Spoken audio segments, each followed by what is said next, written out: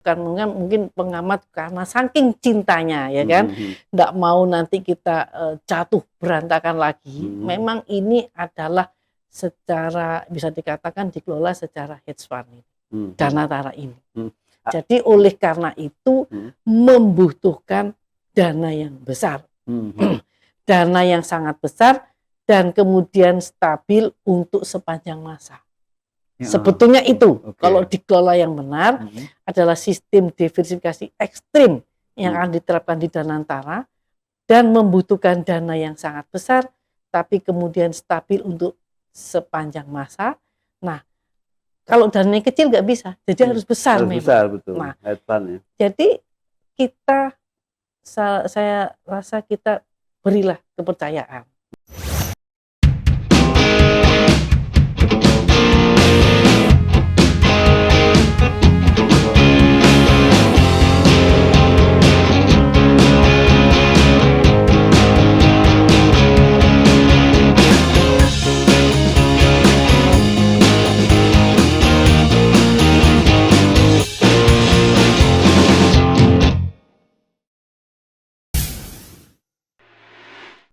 Bismillahirrahmanirrahim. Assalamualaikum warahmatullahi wabarakatuh. Pemirsa Masumi TV dan Ahmad Yani Channel dimanapun berada, dari Sabang sampai Merauke dan teman-teman kita para diaspora seluruh dunia. Hari ini kita jumpa dengan suatu acara yang kita sebut sebagai dialog ekonomi. Ini kita akan bicara terkait dengan banyak hal tentang ekonomi. Hari ini tentang Danantara. Kebetulan saya Ahmad Heri kebetulan juga mantan wartawan di majalah Warta Ekonomi dan di majalah Pilar, dan di depan saya ini Bu Utari Sulistiawati, yaitu mantan wartawan bisnis ya Indonesia, harian bisnis Indonesia. Tentunya para pemirsa yang memang sering memperhatikan soal ekonomi paham betul ya media-media cetak yang pada beberapa tahun yang lalu itu memang berkibar besar ya, berkibar terus sampai sekarang pun bisnis Indonesia masih eksis cetaknya gitu ya.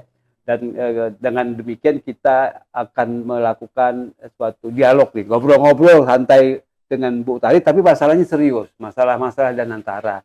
Ini tujuannya adalah supaya kita sebagai background wartawan gitu ya, jangan istilahnya tidak atau hati-hatilah ya dalam hal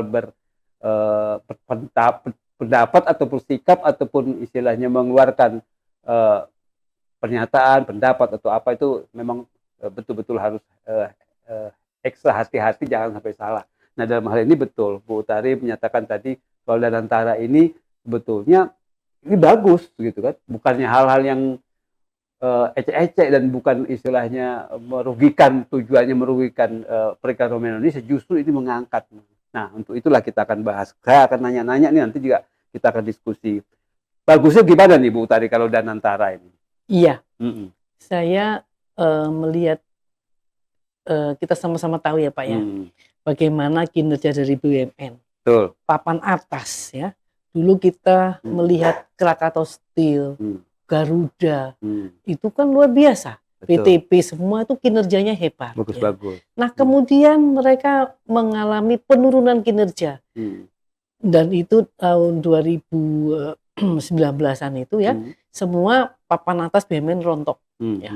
Kemudian disusul lagi BUMN Construction, rontok juga. Padahal kita lihat pembangunan jalan raya luar biasa. Ya? Iya, infrastruktur ya. Jadi ini bagaimana ini? Ada sesuatu yang miss di dalam BUMN ya. Nah, tentu kita ini sebagai jurnalis atau sekarang di redaksi TV Masumi kan memantau itu Pak. Iya, ya, harus pantau terus. Nah, apalagi perusahaan-perusahaan itu sudah masuk bursa. Kalau dia sudah masuk bursa, dia wajib melakukan tata kelola perusahaan yang benar. Ya. Jadi artinya mulai dari pimpinan kepengurusan harus adalah the right man on the right place. Kemudian juga mengelola perusahaannya, mana yang main business, mana yang bukan main bisnisnya. Kemudian mempertanggungjawabkan itu karena BUMN adalah sebagai agen pembangunan, tetap fungsinya. Nah, ya itu juga pernah juga disinggung oleh begawan ekonomi kita, yaitu Bapak Profesor Dr. Sumitro Jayadikusumo. Beliau pun sudah jauh-jauh hari memberikan satu pandangan bahwa ada pemborosan, ada kebocoran kan gitu kan. 30%. Nah, dan malah beliau sudah melakukan satu studi dan juga satu pemecahan atau bagaimana mengatasi itu dengan membuat satu holding. Ya, nah itu kan sudah mulai. Tapi pada saat itu mungkin Bapak Menteri Keuangan JB Sumarlin tidak sesuai, tidak setuju. Padahal jika sudah mulai saat itu BUMN dalam satu komando yang jelas dan SOP, itu hasilnya akan jauh lebih besar. Artinya Danantara ini bukan pilihan ya antara BUMN atau Danantara gitu, bukan pilihan ya. Bukan. Dia justru saling jadi akan meluruskan kembali. Ini pemikiran saya, BUMN dalam satu wadah. Ya. Nah, karena BUMN itu masing-masing adalah agen pembangunan, tentu dia harus tetap sebagai agen pembangunan. Nah, itu tetap ya. Apalagi dia sudah go public, sahamnya itu harus menjadi sesuatu yang value, editnya itu harus seperti kita lihat keberhasilan BNI, Mandiri, dan satu lagi BNI, Mandiri, satu lagi 3 saham bank yang besar tuh BRI. Itu kan luar biasa. Orang asing aja itu berebut saham itu. Karena apa?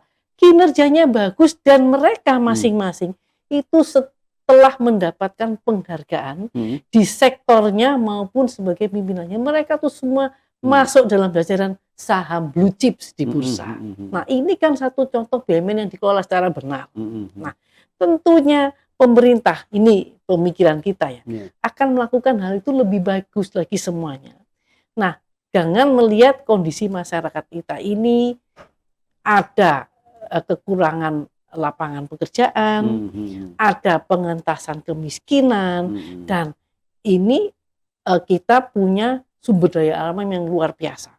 Depositnya tuh luar biasa. Kalau di present value-nya itu nilainya pernah disampaikan oleh Wali Amanat ITB itu kan, wah itu nilainya besar sekali. Nah ini kan kita kan bicara dari level itu, Pak. Ya, ini makanya keberlangsungan ini harus dijaga. Kalau mereka sendiri-sendiri, takutnya Garuda Toto ada penyalahgunaan apa, ini kan padahal yang tadinya bagus. Ini kan bisa jadi mismanagement. Ini kemungkinan ya kita Pak ya, kita melihat Pak Prabowo nggak mau nih salah langkah. Jadi dia sudah ini semua dalam satu komando karena dia mungkin pasukan Kopassus itu kan pasukan elit komando ya.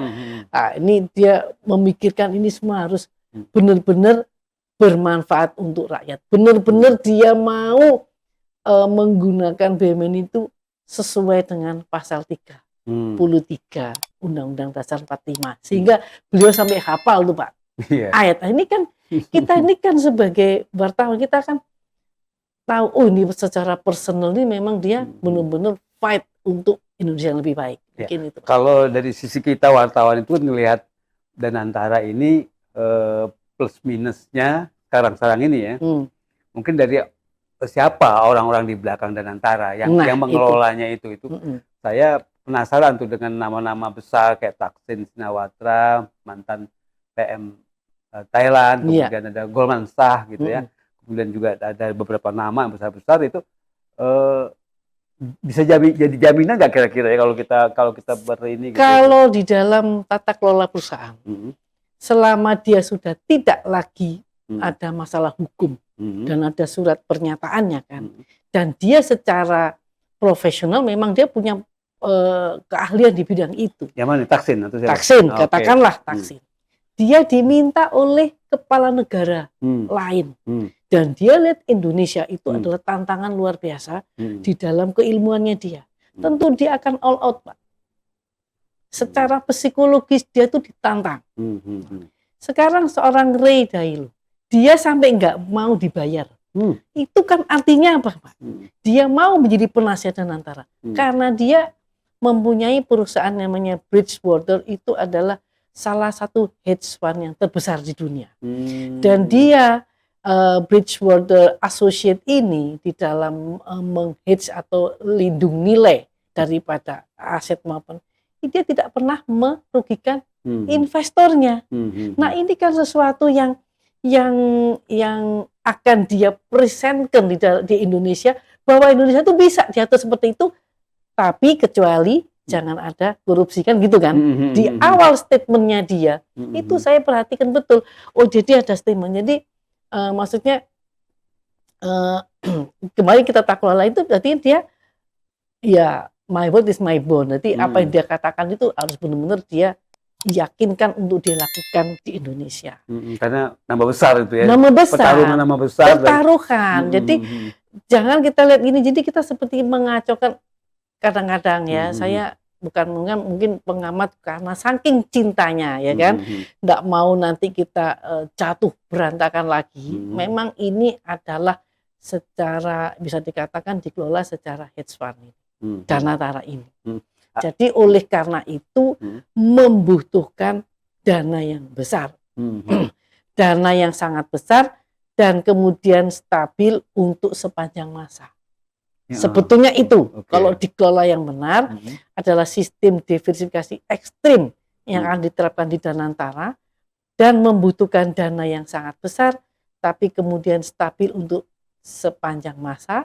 Nah, kalau dananya kecil nggak bisa, jadi harus besar memang. Besar, betul. Nah, ya.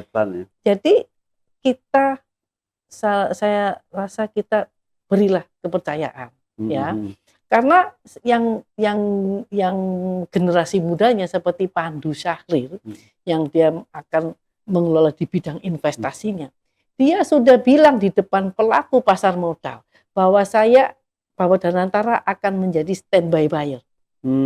Nah, itu buat pelaku pasar modal itu sudah aman, Pak. Makanya dua hari ini naik langsung. Karena begitu kita emiten atau melakukan IPO, dia sudah lega akan ada standby buyer. Demikian juga penjamin emisinya. Jadi semua pelaku pasar modal ini akan lebih aman. Nah, dulu kan harus mendekati dana pensiun, asuransi untuk membeli. Sekarang ada. Dana ini mau standby buyer. Artinya menurut saya IPO ini akan lebih bermutu, Pak. Harapan saya, ya.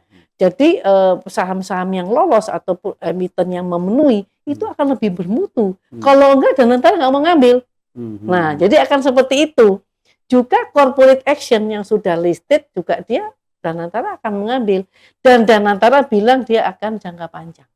Nah, ini membuat saya tuh lebih aman lagi, Pak.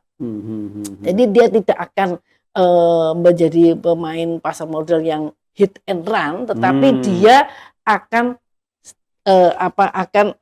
mengambil itu melindungi, untuk jangka panjang gitu loh. Jadi nggak akan rugi. Investor-investor itu juga berharap bahwa perusahaan akan mati-matian di dalam kinerja manajemen maupun kinerja usahanya gitu loh, Pak. Karena dua perusahaan. Kinerja manajemen itu memang orang profesional, dua kinerja usahanya dia di sektornya akan dia berusaha untuk leading di sektor. Jadi saya merasa itu mengapa pada tanggal 24 Maret setelah pengumuman itu harga saham naik. Bahkan 25 Maret naik, bahkan 26 itu naik 3,8% satu hari loh, Pak. Iya, betul, nah, betul. Itu di hari itu juga tanggal berapa ya? Tanggal berapa itu investor kakap yang Locking Gun apa ya? Itu ngambil saham langsung BRI sama saham BNI karena ini adalah wonderful company dia bilang. Dan beraninya BRI itu 85% dari laba bersih dibayarkan dividen, Pak. Sampai kayak gitu. Ini berarti apa? Mereka sudah melangkah meninggalkan BRI, BNI sama Mandi itu sudah level dunia. Jadi dia itu sebagai lembaga keuangan itu sudah menuju ke trusted company. Nah, ini satu modal yang bagus sebenarnya yang harus kita sambut. Nah, oleh karena itu kita sebagai wartawan, Pak ya, kita berharap nanti para pakar atau apa yang ini harus benar-benar mengetahui dulu, jangan langsung mengatakan ini siapa, mereka tahu dulu apa yang akan dilakukan Danantara. Dengan kepandaian dan dengan keilmuan mereka harusnya sudah tahu ini. Artinya jangan asal mengkritisi, walaupun tujuannya bagus ya, tujuan mengkritisi bagus, tapi kalau tidak memahami betul bagaimana ruang lingkup gerakan-gerakan atau mungkin aktivitas Danantara, jangan terlalu mengkritisi secara negatif gitu kan. Iya, justru memberikan solusi menambahkan usulan, itu yang diharapkan. Iya, karena saya rasa memang sudah nggak ada jalan lain ya untuk pemerintah ini harus mengatasi masalah pengangguran, pengentasan kemiskinan, karena masih ada 4.800 desa yang sangat tertinggal.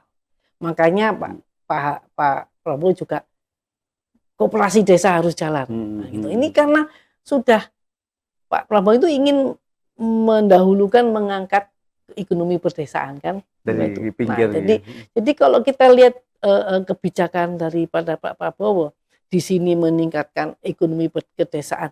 Nah, di sini dia mengelola keuangan itu harus benar-benar orang yang jago-jago banget gitu. Kalau enggak ini berantakan gitu kan. Jadi kita kawal, Pak.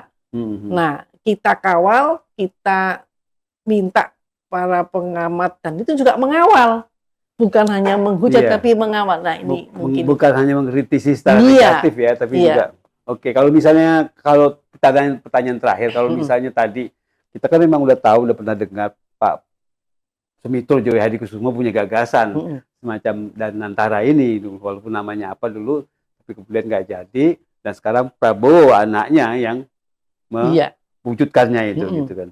Nah, kira-kira secara garis besar apa sih untuk keuntungan Danantara ini secara garis besar, Pak? Ya, saya rasa satu, dia pasti akan mengamankan atau meluruskan kembali kinerja BUMN sesuai dengan bidangnya, ya kan? Dia BUMN di bidang apapun harus leading di sektornya. Itu kalau memang sekarang Danantara mau hebat, jadi BUMN yang dia rekrut itu harus leading di sektornya. Otomatis kalau dia leading di sektornya, dia memberikan keuntungan yang lebih baik dan manajemennya akan lebih terarah dan juga tidak lagi mengganti atau memasukkan pengurus itu sebagai ucapan terima kasih, tetapi mereka yang memang lulus kemudian kompetensi untuk memegang posisi itu. Nah, jadi oleh karena kalau laporan keuangan kan setiap 3 bulan harus ada report. Nah, ini Danantara tiap 3 bulan ini harus report kepada Presiden dan juga masyarakat perkembangan apa. Nah, ini membangun kepercayaan ini, Mak. Ini akan membangun kepercayaan dunia juga kepada Indonesia dan mereka akan lebih banyak datang ke sini invest dan membangun pabrik, Mak. Bukan menjadi spekulan, jadi membangun pabrik. Jadi sektorial. Nah, jadi kita tidak lagi mengekspor bahan baku tapi harus dijadikan di sini. Nah, ini saya rasa akan begitu nanti arahnya. Jadi emas kita depositnya emas luar biasa ya. Jadi mungkin dengan ini ya kan ada bank emas. Jadi Pak Prabowo itu mendirikan pilar-pilar fondasi ini, Pak. Ya, saya rasa. Dan ini nanti kalau benar-benar dibangun satu tatanan ini akan juga memudahkan dari rejim-rejim yang akan berikutnya menerima hal yang lebih baik. Jadi saya rasa Pak Prabowo juga punya moral ya. Jadi kenapa kok juga para menteri dibawa ke lembah Tidar? Mengapa?